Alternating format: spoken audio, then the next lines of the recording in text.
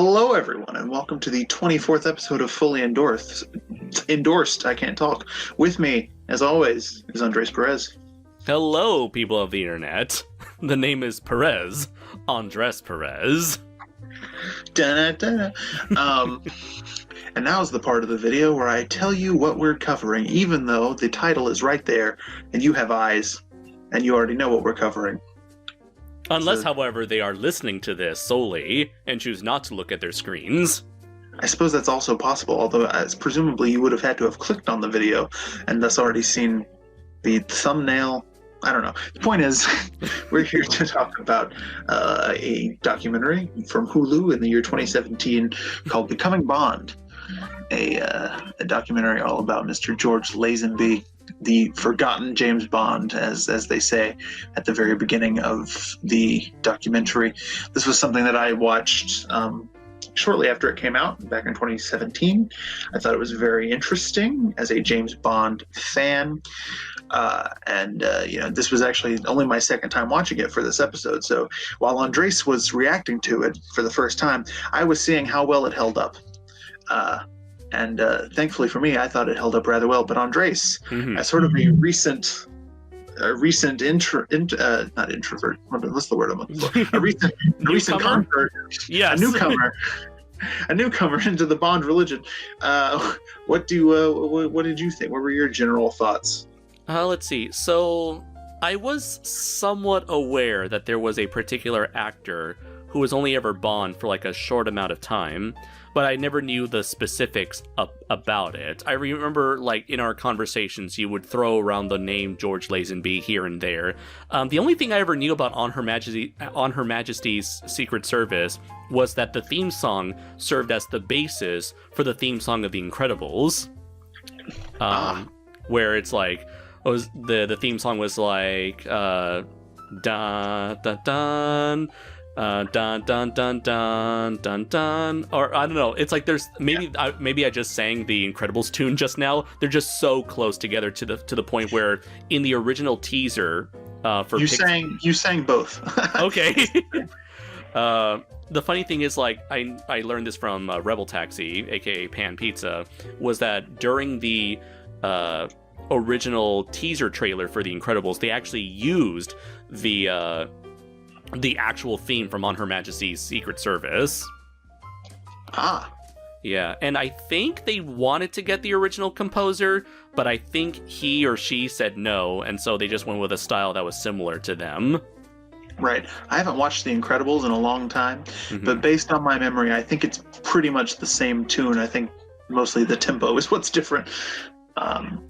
Probably, yeah. I think it's like the first couple notes are the same, but then it's like the last couple notes that kind of go off in another route. But that's all I literally knew about On Her Majesty's Secret Service. So it was all of this was like fresh information for me. Like, as someone with like a passing knowledge of James Bond, I didn't really knew a whole lot about the Bond that got away, essentially. Right. And they don't tell you a whole lot in this documentary about the movie itself. Right, which is good, I think, for someone like me. Right. You didn't need to know anything. They show a few clips from it here and there, and you learn about some of the co-stars that he had in that movie, most notably Diana Rigg and Telly Savalas. But beyond that, they really don't tell you anything about the plot or what that movie was about. Essentially, it was a Bond movie that played a major part in George Lazenby's life. Well, it also plays a major part in the Bond franchise, though, is the thing, because it's also the movie, and this is some background information that you didn't have until just now. In this movie, Bond meets the love of his life, Tracy, who he marries. He marries her in the film. Near the very end, she becomes Tracy Bond, and that's the character that Diana Rigg plays. And then at the very end, she is murdered by Blofeld, very tragically. And George Lazenby gives one of the best performances in any James Bond movie as he cradles his dead wife. And it's really tragic and really sad, and then they ruin it by playing the Bond theme afterwards. But it's a great moment, especially from a man who, as we found out in this documentary, had never acted before a day in his life. Yeah, that was very shocking for me, that they chose someone as inexperienced as George to play the role of like one of the most iconic characters in cinema history, or in fiction. But it's a really sad that, yeah. Go it's ahead. It's sad that not only did he not go on to make any more, but also he kind of got blackballed a little bit from doing other projects, because if you ever watch that movie, you'll see that he was a natural. He was very good as an actor. And as we learned through this documentary, I guess this guy was like almost like born to play Bond, because throughout his life he essentially was Bond. Yes, in many respects, it really isn't a fascinating tale. His whole life story is just wild. Although, admittedly, this is one of the things I was slightly disappointed with, was that we didn't get his whole entire life, because I think it would have been interesting to have learned about his life post-Bond, but they really skipped over a huge chunk of that. This was mainly just from birth, leading up, from childhood all the way up to him rejecting the title of Bond. And then it's right. like, since then he lived happily ever after, essentially. And I was like, no, wait. You could easily spend like another hour or two talking about what happened later. You could, but then that would be 3 hours long. Yeah, it's like if fucking Peter Jackson can get away with it, why not Hulu? I guess you're right. I wouldn't mind a sequel after Bond, you know. Yeah.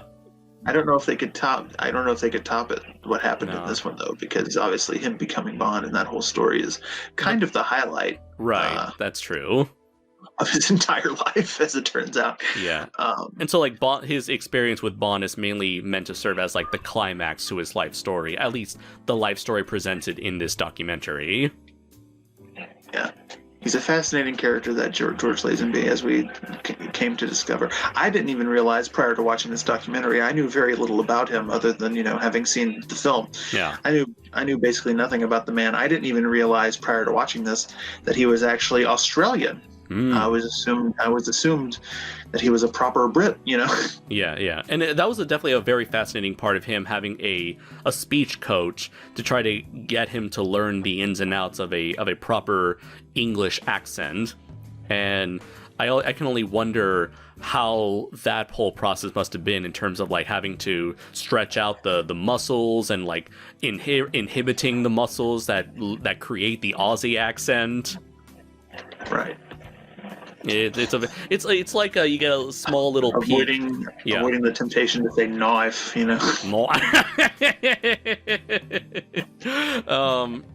The craziest thing was just learning how movies were made around this time, because like the studio system back in like, what was this, 69 you said? Yeah. On Her Majesty's Secret Service came out in 69. Okay. A lot of the stuff with him getting the role, though, takes place in 68, obviously, because they had to shoot the movie.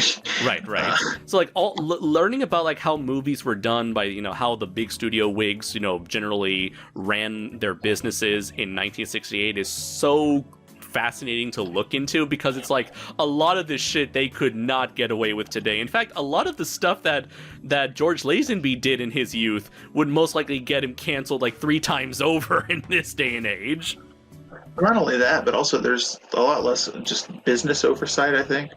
They gave him this job despite the fact that he wasn't in the union. Right.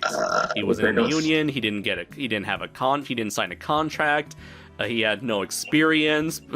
It was just they were idiots for that one, letting him make this movie without signing a contract. Yes, they were. That really came back to bite him in the old ass.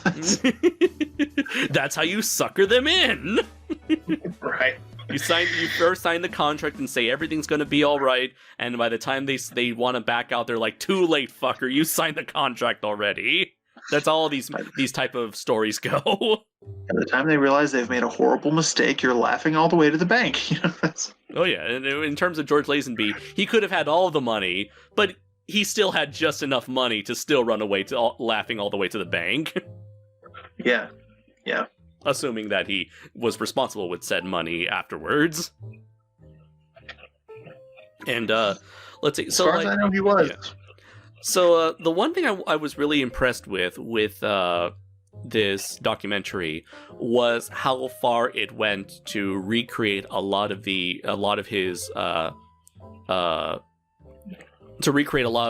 most important aspects of his life. Like a majority of this movie is portrayed through reenaction, as opposed to a lot of documentaries that I'm used to watching, where it's mostly just interviews, stock footage, footage, extra footage, and imagery that tangentially relates to what the interviewers are talking about. But no, a lot of this is reenacted. There's so much reenactments here that it very well could play off as a drama. It almost is, isn't it? Yeah, it's interesting. This is a style of documentary that you don't see as often. You definitely do see it from time to time, but it's not as often. I think because it's more expensive, you have to get actors and all that sort of thing. Like a documentary we looked at previously was Tiger King, and Tiger King was all about that. It was all archival footage. That was the phrase I was trying to think of. Archival footage and photographs, and as well as just interviews in general. Whereas here, there's a little bit of that in this movie. Yeah. We do occasionally get some archival footage of like his modeling work before he became Bond, or like at one point they show a little bit of the trailer for On Her Majesty's Secret Service, and some some test footage or like test recordings of George in front of the camera, or like some behind the scenes footage of during the making of On Her Majesty's Secret Service. Yeah, so there is a little bit of that, but not a ton. It is mostly the real George Lazenby narrating and a actor portraying his younger self. Yeah. And like the style. I thought that. Yeah, go ahead. I thought that all of the actors did a very good job in those reenaction segments. Some of them, even a few famous actors in there. Right. Jeff Garland is a name that people in the audience might be familiar with. If you're a fan of Curb Your Enthusiasm, he plays Jeff Green in that show. He plays Saltzman, Harry. I think it's Harry Saltzman, one of the producers of the Bond franchise in this. We have Dana Carvey. Dana Carvey shows up near the end doing an impression of Johnny Carson. And then there's that woman, the one who sends him to audition for Bond. Yeah. That is also a famous actress. I don't remember her name right now off the top of my head, but I have definitely heard her name before. So yeah, there are a couple big names in here, but it's mostly sort of unknown actors portraying these parts. And all of them, I thought, but especially the guy who plays young George. Young George, thank you. Did a really good job. Yeah, I thought he really captured George's sort of personality, his mischievousness. Yeah, and there is his name is Josh Lawson, and apparently, according to Wikipedia, he's best known for his role as Doug Guggenheim in the Showtime sitcom House of Lies. All right then. Yeah, and everybody they bring along this sort of like quirky energy that makes it feel like it's so over the top. It almost feels like somewhat of like a fantastical drama.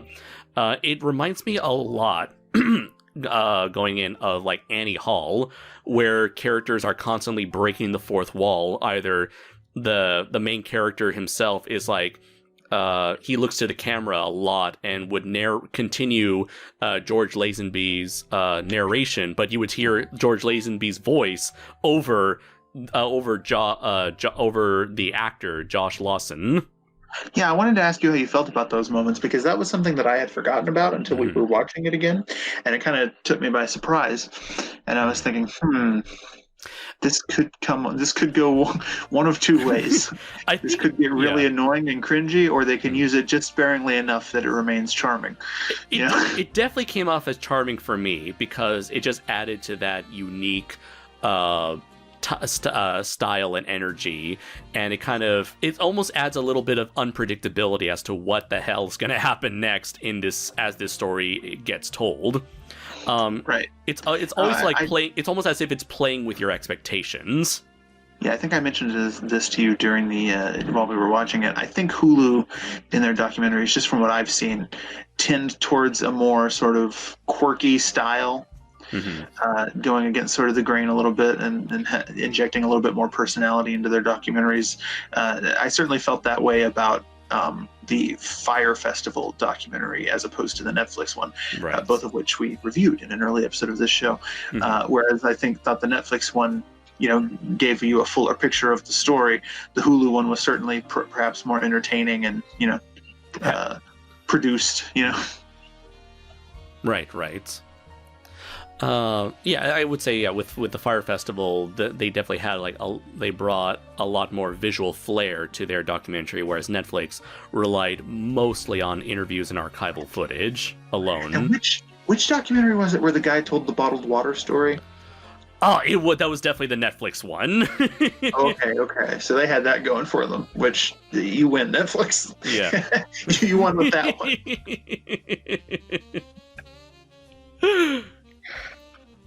And as for the story, the stories depicted here, we see George Lazenby's early childhood, and they establish early on that he is a rebel. He is someone who really doesn't follow anyone's rules but his own, and that plays a big part in how he ran his life. And so by the time you see him quitting his role as Bond after just one film, it kind of makes sense, because that's what everything's been building up to, him and his determination to live life the way he wants to, regardless of the consequences it brings. And it does bring some consequences, so he's not like a person who gets away with everything. He does get his comeuppance here and there, and so it's through these experiences that kind of makes him, that humbles him, and it makes him more of an endearing character, if that makes sense. Absolutely. And he's definitely, I mean, that's a theme throughout, He's a very mischievous person. He gets into a lot of mischief over the years, but he doesn't always escape scot-free. There are consequences for many of his actions. He's very relatable, he's a real human being, it's flaws and all. We'll get into some of those as we go along. But yeah, he definitely has a very rebellious spirit, and this all stems to one of the first things we learned in the documentary, which was that he had a medical issue and was not expected to live to the age of 12. He is currently 81 years old, I believe. Right. So needless to say, they were wrong on that one. But there was something wrong with his kidney, I think.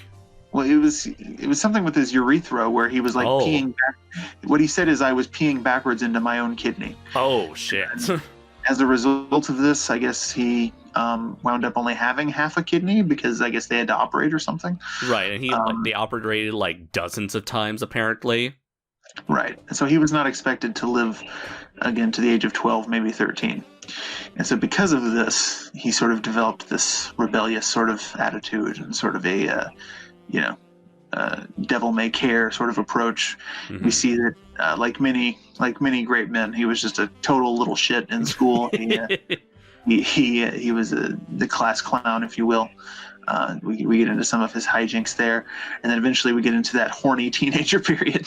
Oh boy, does the things get horny in this documentary? And I don't know. It's like, I'm gonna probably repeat. Is this the first thing we reviewed that opens with a mature audience warning?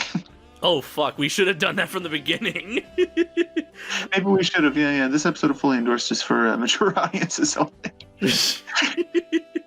Although it's like, if you've known Dylan and I, especially since our SOS podcast days, you know that anything we do is not intended for children. No, God no. It's dumb kids at home. I'm like Ferris Bueller at the end of the movie. It's like, what are you doing here? Go home. Yeah, but I think this is, out of everything we've reviewed, I think this is the first one that had a warning at the beginning. The following documentary is intended for mature audiences only. And you went like, oh, and I'm like, yeah, we're in for one of those. and the thing is, I don't think I've ever really seen a mature rated documentary. I mean, I don't know what Tiger King was rated, because it's a Netflix thing, but it's like Tiger King, it definitely is very mature in terms of the subject material they talk about. Well, I think it would have been one thing if it had just been Lazenby saying, like, yeah, it was the 60s and I banged a lot of broads. I think the reason they have to do that is because they're reenacting those things. Yeah. So they actually have actors on set filming hilarious sex scenes, by the way. Just yes. Especially, like, the thing, like, when George Lazenby, like, recounts him losing his virginity, and, like, he has, like, zero clue what he's doing, which I'm sure a lot of people out there can relate, but it's like it's so crazy to think, because like you were telling me, it's like it's very possible that sex education was simply not a thing back then, so like he had no clue just how the hell the mechanics of it even works. Yeah, I'm not sure if it was different in Australia, but I know that here back in those days people didn't really talk about that sort of a thing. Oh yeah, I can imagine how conservative things must have been in the 60s. In fact, when sex education was first introduced as an idea, like, hey, they're going to teach your kids about sex at school, it was very controversial. A lot of parents didn't want their kids learning those things. Yeah, and I'm sure no parent or kid wants to have that conversation as well. Nowadays, it's like, yeah, teach them at school. I don't want to talk to them about it. Teach them everything they need to know. Right, so it's like, hey, so this is what you have, this is how it works, and this is how babies are made. Allow me to demonstrate now. The fact that George Lazenby never got anyone pregnant, as far as we know, is, like, crazy to me. Like, given, like, it's the 60s, like, when they eventually get to his, like, sexcapades, it's, like, the fact that so many people were just, like, straight up fucking, like, so often, it made me wonder, how the hell is no one getting pregnant? But then again, that's just, like, what we're just not told about any of that, so who knows what would have actually happened. Well, one of the things that led to the sexual revolution was that the birth control pill became a thing. Oh, so really? Okay. So that was a thing that was around, that was contributing a little bit. There were also, there were condoms. So it's not like there was no sort of contraception out. Okay. That being said, though, yeah, those things fail from time to time, especially back then. These things have improved. And it's entirely possible that maybe he got somebody pregnant and just never found out about it, because you gotta think, if you're some broad and you're a hippie chick and you've been sleeping with, every dude in town on acid. On acid.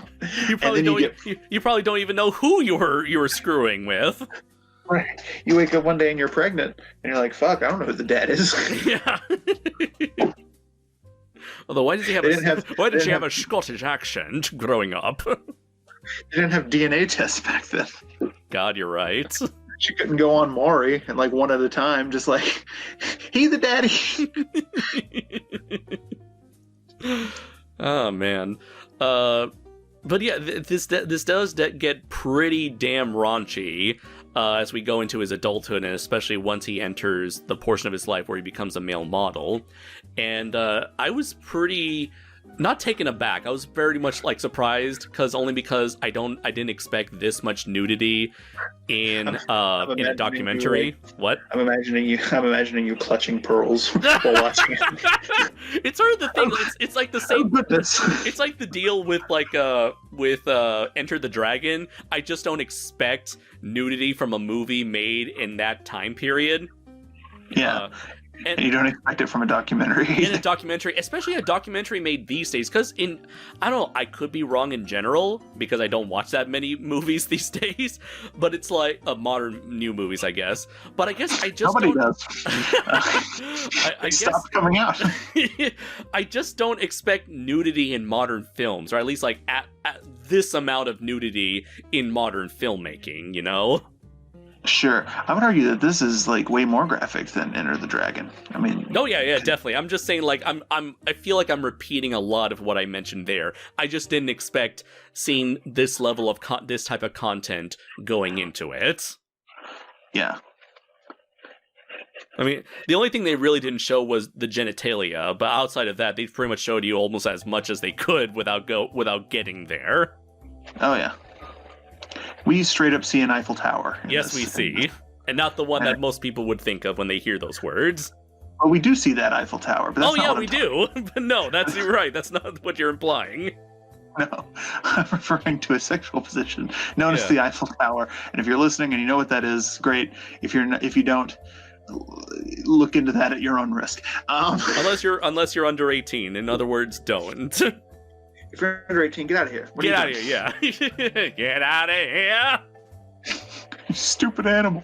God. So yeah, things get pretty wild in his life.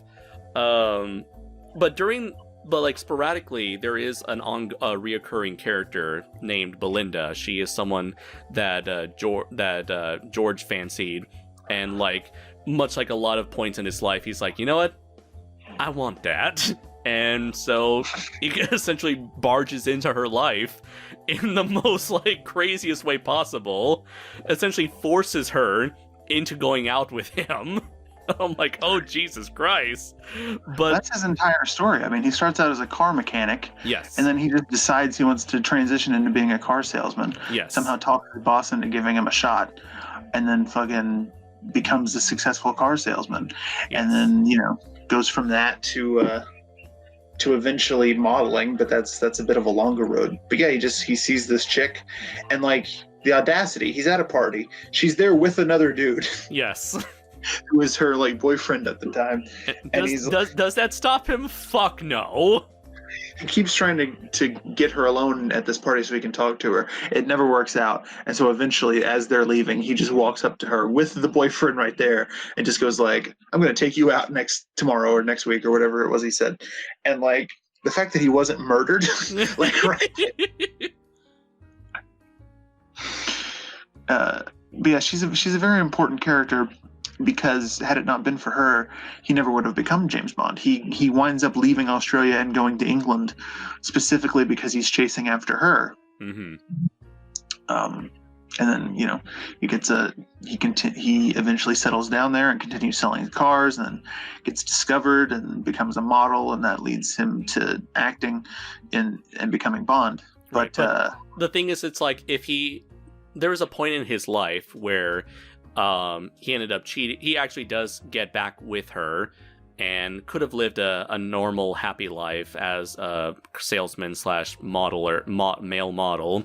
But then there came a point where he cheated on her, and she rightfully left him. And it's at that point where he kind of gets over it and then starts having that crazy life of just go traveling around the world to international photo shoots and sleeping with a lot of people. That's how he comes across his roommate, who is also another I think he's an Australian model as well, male model. He is, and he is really he's even crazier than George, it seems like. Yes. They team up, and that's when the sexcapades really begin. They are two wild and crazy guys. Yeah. Yes, they are. And if it weren't for his meetup, if it wasn't for his delving into that lifestyle, he wouldn't have met him, and if he wouldn't have met him, he wouldn't have met his agent, and it was the agent that he happened to have befriended, and she gave him the opportunity that would let him to become Bond. So it's sort of a crazy thing how this essentially, it's kind of like how life works, where life has many doors. So one door closes, another door opens, and it just leads you down a crazy rabbit hole that's that you wouldn't have expected through this one single action alone. So you really do. Mm-hmm. It's like watching a snowball roll downhill and just get bigger and bigger and bigger. Literally, like the beginning of this movie, he's just a snowball, and then he starts going down the hill until eventually it's an entire avalanche, and before you know it, he's landed, the biggest role in the world. At a time when he has never acted a day in his life. Right. It's just, he was the greatest bullshitter ever when it came to he was almost like the greatest bullshitter as well as the greatest what do you call it? Improvist? I don't know, a person who does improv. Improviser. He was the greatest improviser and the greatest bullshit artist, where in order to get the role, and then by the time he was talking face to face with the director, he's like, you know what? I'm going to say it with the straightest face possible. I have never acted before in my life. At which point the director was like, you know what? I like that. You got moxie, kid. Yeah, it's a great scene. The director just bursts out laughing and just like tosses him the script. Yeah, it's like you just fooled two of like the biggest assholes I know. If you can do that, you can play Bond. Yeah.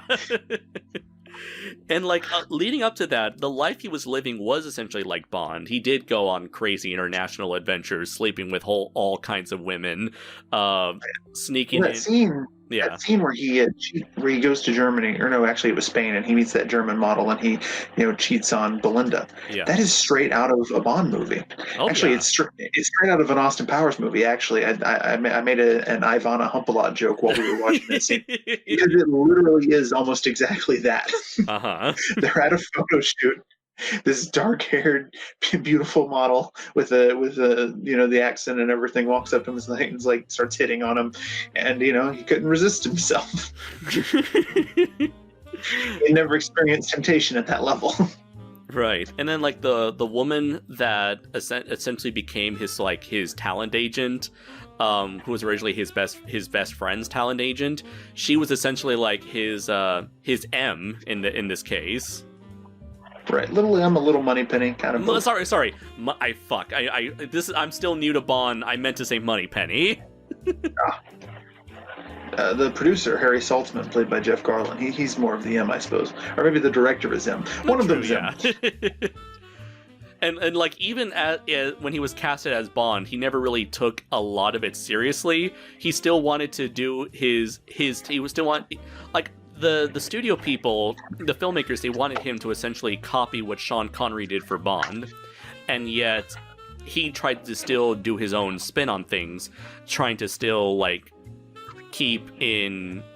try to stay true to who he is as a person. So I can only assume, like, if I ever watch On Her Majesty's Secret Service, I wonder how, or I guess you've watched it, so you may know this more. I wonder how much of his own, George Lazenby's own personality he put into his portrayal of Bond. There's definitely a lot of him in there. It's he does a good job of balancing it. I think when you watch that movie, it feels like James Bond. There certainly is a through line from what Connery had done, and yet it certainly has a different feel, a different spin. So I think he did a very good job of that. And really, if you watch that movie, they really, without realizing it, the script plays into his strengths as a person as well. Much of the plot of that movie involves him going undercover and investigating this sort of shady place. I'm trying to describe things without giving you any spoilers whatsoever. Okay. But a lot of it is him like going undercover, and he does a phenomenal job of like pretending to be somebody else. And when you watch this documentary, you're like, yeah, he was doing that already. Oh my God. The man literally stole Sean Connery's suit from the tailor and went into the studio head's office and was like, "Here, you're looking for Bond." Like, it's crazy. Yeah, definitely. And it was definitely like a wild period in his life, and it was like also sort of hinting at the sort of path that he came to, like a fork in a road when it came to him, and realizing like, did he want to continue with this life? Because as he was playing Bond, he realized that more and more the filmmakers wanted to have more control over every single aspect of his life. And even during his free time, so many people wanted to socialize with him, but they didn't really want to socialize with him. They just want to be able to say, hey, I'm hanging out with James Bond. They were, how would I say, rubbing shoulders with him, not because of him as a person, but because of what he represented. And that was like something that was not really who he was. And so as he was like kind of losing more control of his life and essentially being sort of used and taken advantage of, that sort of, I can only assume that sort of like that rebellious attitude came out in full force, where it's like, no, I'm not going to do what you say. I'm not going to do what people expect me to. I want to do things. I want to live life through my own standards. I want to do things my own way. And that's when he made the in our opinion, the stupidest decision possible. But stupidest decision any man has ever made on this planet ever. They offered Okay, so here's the situation, right? Yeah. He made this movie. It wasn't even like, you would think that it would come out and people would go like, that's not James Bond, and it would like flop or whatever. Not the case at all. It was a huge hit. It was a huge hit. People loved him in the role. And the studio was begging him to make more. Unfortunately, they had never made him sign a contract up to this point because they were idiots. And so they approached him and they're like, we want you to do 6 more movies, which that's a lot of money right there anyway. But they also offered him $1 million under the table up front. Yeah. $1 million, Andres. Yeah, $1 million is a lot these days, but can you imagine how much $1 million would be back then? A briefcase full of $1 million, just like you've always dreamed about. And they just slide it across the table, and he, in what is the most painful moment in any film ever, he pushes the briefcase back across the table and says, I want to think about it. And I was like, oh my God, you idiot. And then I think, and I really think that later on when he's having that conversation with Johnny Carson, Dana Carvey, I really think that was his moment of realization. I think he was thinking about it, and then that was the moment, because there's that moment in the interview where he goes, I don't want to do it anymore. And I think that was him really figuring that out himself, you know? Yeah. Like really coming to grips with that. Like, I don't want to do it anymore. And Johnny Carson was like, hi, you're joking, right? And he's like, no. I'm like, God, why? $1 million. It's so painful. It's like, I get why he didn't want to do that. It was like just not the life for him. He was someone who lived life by his own rules, or however you would say that. And so being in that he realized, as fun as it wasn't as cracked up as it was for him. And so he was perfectly comfortable being essentially a nobody again. Yeah, but Andres, $1 million. Yeah, that is true. But hey, who knows? Maybe he was already, maybe he already was paid $1 million by that point in royalties or in payments or whatever. I don't know. Do you know how many PS5s that is? $1 million. Yeah, like we were talking about like what was it, Big Buck, when we saw the Big Bucks documentary, and like we were talking about like, well, how much money did that guy win? But it was like enough to where I don't remember off the top of my head, but it was a lot. Yeah, but we were like, if you were smart enough with that money, you can pretty much live off of that money for the rest of your life. $1 million, on the other hand, you can live like 10 lives if you're smart enough with that. Yeah, it's God, $1 million, Andres. Yeah. God, especially in this day. Yeah.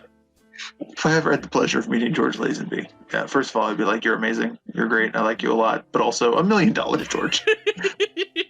$1 million. Like, his co-stars from the movie also were like, yeah, that guy was a fucking idiot. They show a little bit of an interview with Diana Rigg later on in like years later, and she's like, he is the architect of his own destruction. Although, like, they don't. A lot of people make fun of him. A lot of people say his life went to shit, but it didn't really went that way. It seemed like this guy. No, he did a lot of shit after that. Oh, nothing, he did. Nothing on the scale of, being James Bond. Right.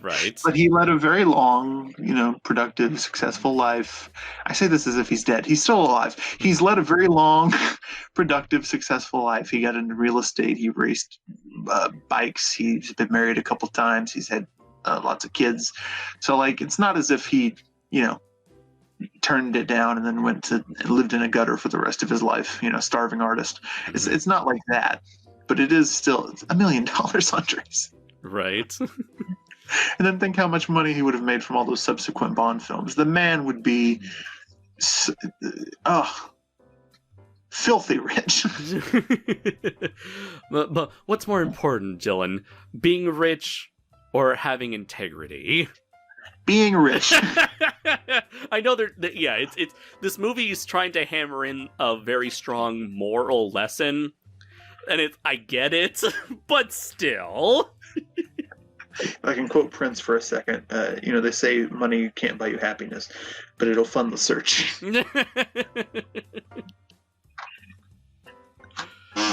Oh man.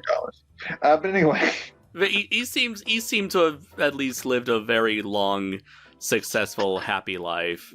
I mean, again, as far as what this documentary has showed us, we know who knows what may have happened in the what do you say, like the 40 years since then. Right. The important thing is he seems to be very happy with his decision. He seems to be at peace with it. That's great. All I'm saying is if it had been me, you bet your ass I would have taken that $1 million. Right. You know what? I wonder who was the bigger fool, George Lazenby for denying James Bond, or Michael Keaton for denying Batman Forever?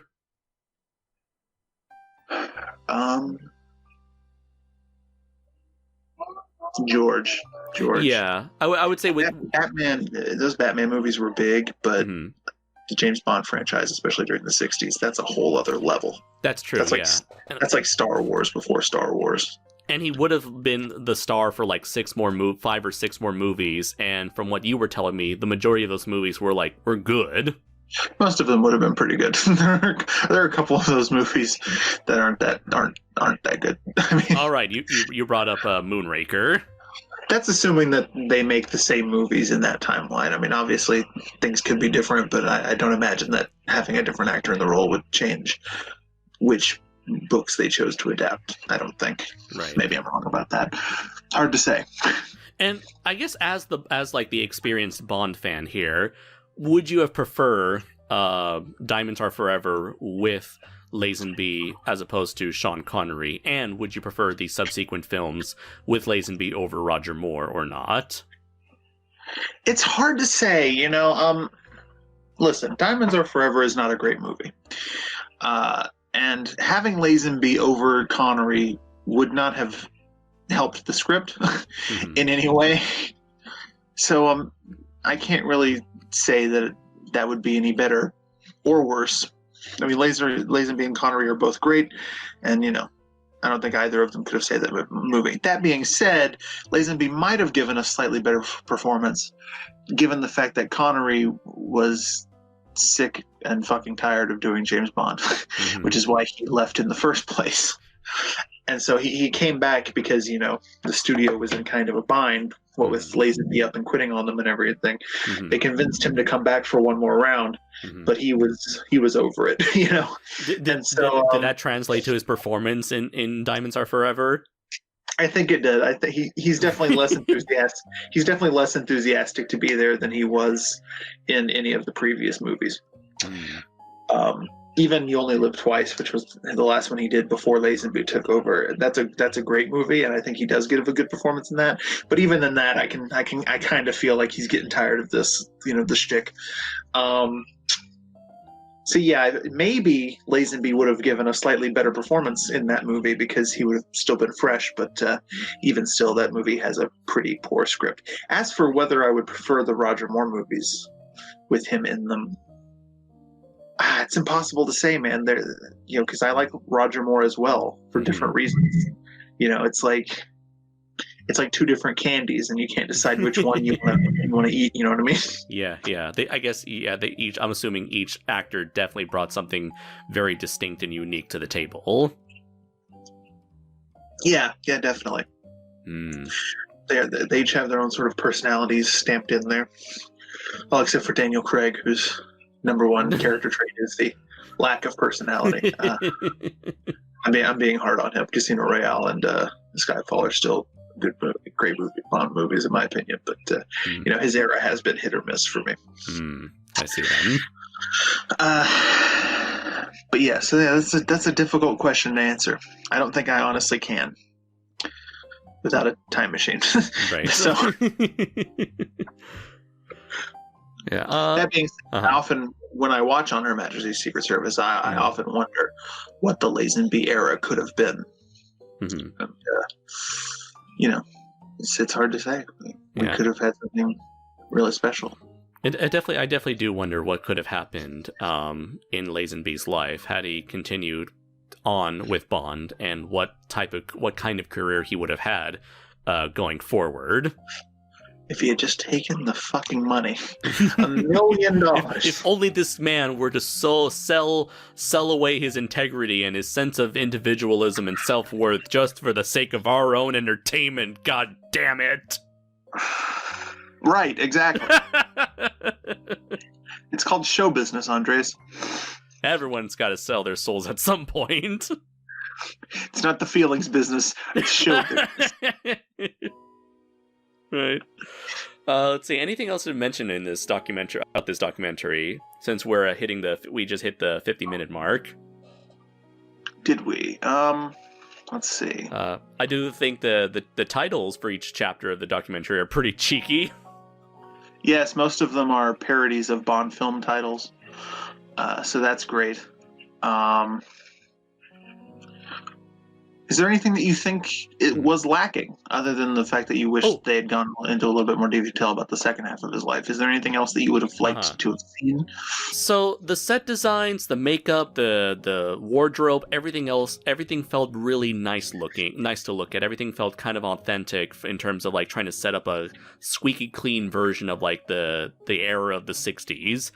But a lot of the green screen was definitely very unconvincing, but I kept wondering if that was like an intentional creative choice to say, oh, we're working with a limited budget here, so let's design it in a way to where it kind of looks like we're doing the whole blue screen effect stuff that you saw in a lot of movies of that era.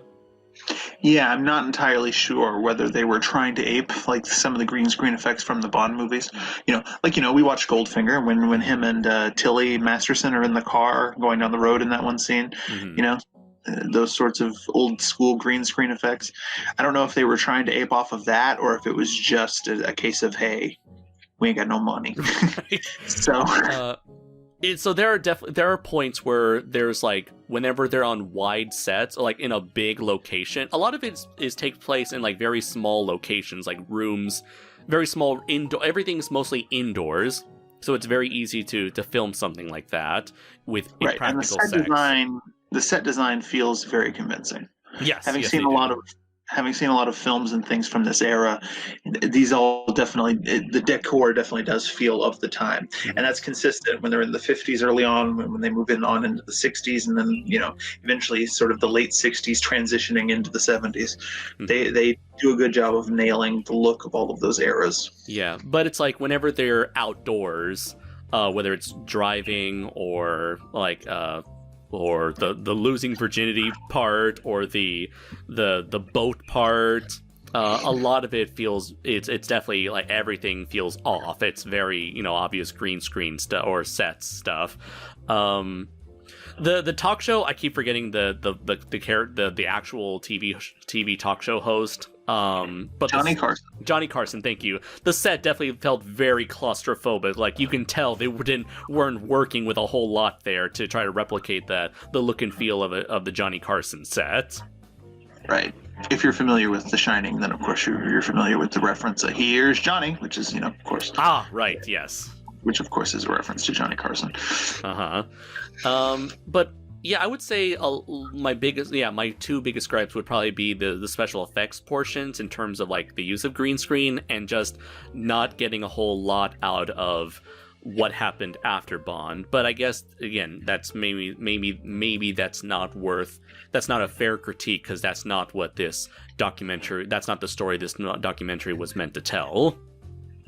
Right. And the documentary is called Becoming Bond. Yeah. And so I think everything was sort of leading up to the Bond story. And once the Bond story was told, they had accomplished their mission. Yeah, like, that's it. He made a stupid mistake. Bye. Right. I believe the thesis statement behind this documentary was, let's meet up with George Lazenby and learn a little bit about him and try to understand why he turned down all of that money. Right. And over the course of that, it evolved into, hey, this guy actually led a really fascinating life. Yes, he did. And so let's try to capture some of that. Yeah. And anything else I mentioned? The craziest part was the thing that was like, whoa, man, was the fact that the filmmakers sent a woman to sleep with George Lazenby just so they can check that he wasn't gay. That was one of the funniest scenes in the entire fucking documentary, especially the part where he looks over at that guy and he's like, "You want to get in on this?" And the guy's like, "No, I'm good." And he's like, "What a pervert!" and just like that whole entire scenario, I'm like, what the absolute fuck? Right. Because you just don't do that. Maybe who knows? Maybe they do, but they're very secretive about that. God knows Harvey Weinstein has gotten away with a lot of shit for a long time until he was outed. But it's like until that happened, I was like, holy shit. These days, if a studio wanted to find out if an actor was gay or not, they would have other means of figuring that out, I think. They probably wouldn't even go down that road to begin with because it wouldn't matter. But presuming for some reason they wanted to know, I'm sure that they would have other ways of discovering that information rather than like, hey, you want to fuck this chick? God, man, that took me by surprise. And I will say, like, probably the most emotional moment was when he inadvertently, like, severed his ties with Belinda, because it seemed like she was going to take him back for a third time, and then it was his dedication to the role of Bond that pulled him away from her forever. And it was that was like that moment there. That was like the first time where you can see the role of Bond having a negative impact on his life. And I can only wonder if that he had that in mind when he rejected the title of Bond, because he just didn't want that lifestyle to sort of have that much of an impact on him ever again. Yeah, at that point there was no going back, because the first time they broke up, it was really her fault. That's maybe not the right word, but it was her doing. She could have at least tell him, hey, I want to break up, at least via mail. At least send a letter saying, hey, things are over now. Right, she should have done that, for sure. It was her doing, I think is the better way of saying it, the first time around. The second time around, it was his fault. Yeah, because he cheated. Yeah. And then the third time, it was inadvertently his fault, but also his fault. So I think at that point, the balance was thrown off, Yeah, it was a matter of circumstances, I guess. Yeah. He thought that he would be back within a day. He got an urgent call to return to London for this press conference.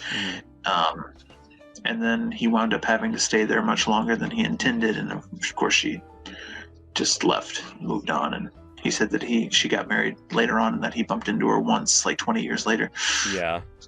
And also, I gotta say, it's kind of funny that, like, a lot of this movie, a lot of this documentary is based on his on and off relationship with Belinda, and yet afterwards it's like, yeah, so I got married to this other random chick. So it's like she gets like no attention. The person that he actually did end up marrying, I mean, according to Wikipedia, he appears to have had 2 spouses in his lifetime. Yes. So it's like it could be either one of them, I suppose. Oh no, I guess he did got married to a person named Christina Gannett in 1971. So, like, yeah, shortly after rejecting the role of Bond, he got married. But it's kind of funny that, like, this Christina person or even Pam Shriver, if that's how you pronounce the name, neither of them didn't even get name dropped. It's all about Belinda. And again, I get that this is his story about everything relating to Bond, and Belinda played a major part in his journey to and after Bond. But it's kind of funny that, like, the person that he ended up actually marrying gets, like, not even a name drop, while Belinda gets everything, all the attention. I just find that amusing.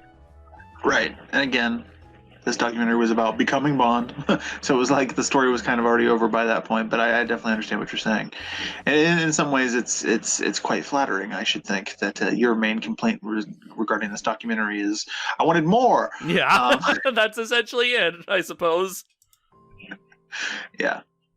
Also, just shout out to the humor in this thing. This thing is really funny. Oh yeah, it's a really fun, and then you don't get to say that a lot about documentaries, but this documentary, it's a real side splitter sometimes. Mm-hmm. One of my favorite lines is when he loses his virginity as a teenager, and there's just that montage of him and that chick just like banging in the back of that car on multiple occasions. And at one point, he just goes, "Why isn't everyone doing this all the time?" Oh man. Everything from the performances, the timing, the editing, the music, everything is really on point here. Yeah. And again, you didn't mind the fourth wall breaking. No, I feel like I know. people, I liked it. Yeah. I feel like that would be a turnoff for some people. Okay. Like, for instance, if you're the kind of person who doesn't like Deadpool because of the fourth wall stuff, then that'll probably get on your nerve. That being said, I think they only do it maybe 3 or 4 times over the course of this documentary. Yeah. And they only really draw attention to it the first time when he's doing the narration, and then Belinda goes, "Who are you talking to?" Right. Oh, but then at that point that wasn't Belinda. I think that was like the chick that he lost his virginity to. No, that was Belinda. No, that was Belinda, because he couldn't get an erection. So he was not only narrating to the audience, saying like, "Oh, this never happened before." He was actually yelling at his penis, and I think that's what she was referring to. Who are you talking to? Oh, and then that led to another one of the funniest scenes in the thing when he's in the bar. And he's like, "Oh, so I couldn't get an erection. Is that a crime?" Just complaining to anybody who will listen. Yeah. Or later on in the scene, after his friend doses them with LSD, and then he goes to take the girl back out to the bus stop the next morning, and they walk out thinking that they've put on their clothes, but in reality they are completely naked. Yes, and then I think he breaks the fourth wall narrating to the audience, and then his partner just looks in the general direction of what he was speaking. She was looking in the direction of the camera, like, who are you speaking to? She's still a little high at that point. She's like looking everywhere. It's like, what's happening? Yeah, all of that was obviously very amusing. Right. Let's see. Anything else before we wrap things up? I think we've pretty much covered it. I mean, all right then. I just know though that after we stop recording, I'm going to go, we should have mentioned da da da. But that's any review. That's always happening. That's true. Yeah. But I guess overall, what are your final thoughts on Becoming Bond? I would recommend this documentary to pretty much anybody if you enjoy, if you're of age, of course. If you're of age, and you enjoy really interesting stories about interesting people who have led interesting lives. This man could have been the Dos Equis man in another life. He just led a fascinating life. He's a big personality. If you enjoy that sort of a thing, and that's sort of the common thread I think between this and the Big Bucks documentary that we covered previously, is that they're both about big personality dudes who sort of huckstered their way into these extraordinary situations. And much like the guy from that, I would also love to see Hollywood make a movie about George Lazenby now. Oh yeah. Just do it. I think Tom Hiddleston could play him. Anyway, but yeah. So if you're of age and if you're not weird about the sex stuff or whatever, even if you're not a Bond fan, you don't need to know much about Bond, right? Other than the fact that it exists, and that Sean Connery to enjoy this film. Yeah, and that Sean Connery previously played the role. Right. That's all you really need to know going in. So even if you're not a Bond fan, I think you'll still enjoy this movie. It's a fascinating look into the life of a human and all of his misadventures, his joys, his regrets, his sorrows, everything. It's incredibly honest. It's incredibly relatable. It's incredibly entertaining. Most importantly of all, check it out. And I definitely agree with everything you mentioned there, and I'll just add that it's also, not on top of everything that you mentioned, I would say it's also a very inspiring movie or documentary, where here's a man who always wanted control over his life and never allowed anything to cause him to back down. He never backs down. He's always going forward one step at a time, and any new challenge that or opportunity that approaches him, he goes into it in full swing. And I can definitely relate to that as someone who has made big changes in my life, not knowing what consequences they may or may not bring. But it's hey, life's all about taking risks, and this guy definitely took risks, and can't help but applaud him for the success that he's made with the choices that he's made in life. He's definitely earned my respect in that case through everything that he's been through.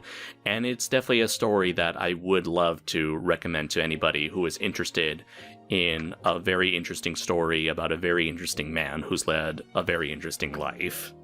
Absolutely. You know, we can clown on him all day for not accepting that $1 million. Because seriously, dude, what the fuck? But at the end of the day, in a way, he's really the most badass person to play Bond, because he was willing to do it on his own terms and to quit when he was ready to quit, and to go his own way. He faced it all and he stood tall and he did it his way. And yeah, that's all I have to say. Awesome. So, for the next episode of Fully Endorsed, it is episode 25, so it's been another 5 episodes, which means we're going to bring on another guest, and that is my buddy Will Kearney, aka Crooked Lore, the author behind the American light novel series God's Wrath, Tournament of the Divine, which was co-edited by yours truly. He has recommended for his episode an animated series from last year, 2020, and is based on the most which is based off of the most recent addition to the well-beloved Lego franchise, and that is Lego Monkey Kid. I believe we're going to take a look at both the special, or I would call it a TV special. It's more like a online pilot episode, mini movie special thing, and then perhaps the following 10 episodes that make up season 1 that aired last year. So I had previously seen the TV special, or the special, because nobody watches TVs these days, but I have not watched the actual series proper, and so I'm very excited to see what the series has to offer, which is essentially a modernized sequel to a modern day sequel set in a Lego universe, based off of Journey to the West. And pretty much like you, me, and Will have all had the same amount of knowledge of Journey to the West, which was through Overly Sarcastic Productions recounting of that story, which I highly recommend everybody checks out, by the way. Everything I knew about it prior to that was because of Dragon Ball. Right. And everything I know about it now is a combination of that and Dragon Ball. So you're Sun Wukong, right? Damn it! Yeah, I'm Son Goku. Roll with it. Yeah. So that's about all I know going into this. This is the first. I think this is the first kids thing that we're covering, isn't it? I guess Steel Bionic Titan is arguable. Digimon Adventure 2020.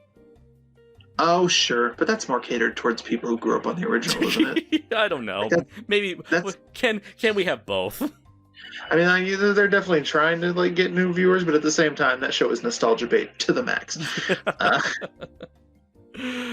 All right, so tune in next time when the three of us talk about Lego Monkey Kid and all of its crazy Lego monkey madness. I have been Andres Perez, aka Kaiju Noir. And I have been Super DM64. Will I be Super DM64 in the future? I don't know. You'll have to tune in to find out. And until next time, everybody, take care.